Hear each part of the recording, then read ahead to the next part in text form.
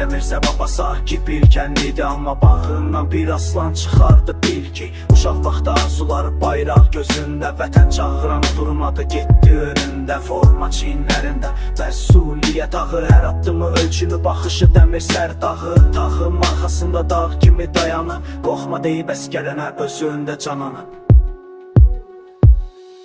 Səbuhiyyatın yazılıb daşa ürəyə, bu torpaq səni unutmaz nə vaxtsa heç yerə. Can verin vətənə, gürur oldu qanın, şəhidlər ölməz, yaşayır adı. Səbuhiyyatın yazılıb daşa ürəyə, bu torpaq səni unutmaz nə vaxtsa heç yerə. Can verin vətənə, gürur oldu qanın, şəhidlər ölməz, yaşayır adı. Yanvarın soyuğu, səngərdə isti ürək, ateşkəs deyilən yer yadağırdı güllə bilək. Bir addım geri yox, əmrinidir döz dayan, o anda yazıldı bir igidin son ünvanı. Vətən, torpaq, bayraq, can, ana göz yaşında durur gizlətdi. Ata süstü amma dağlarda sanki titrədi, bir kənd ayağa qalxdı, tabut başında bir at əbədi oldu Azərbaycan yaddaşında.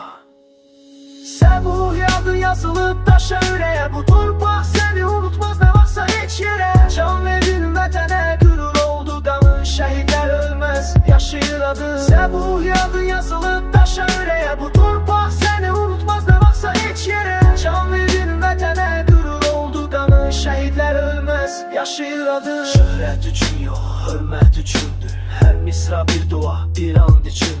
Səngərdə qalan iz, bayraqda nəfəs, sən varsan bu torpaq heç vaxt olmaz təkkə. Səkləmirsə baba səni fəxr elə deyər, Qobustan səni tanıyır, Azərbaycan bilər. Səbuhi Əzizov, bir at bir tarix, şəhidlər ölməz, vətənmə bölünməz, qardaş bilirik.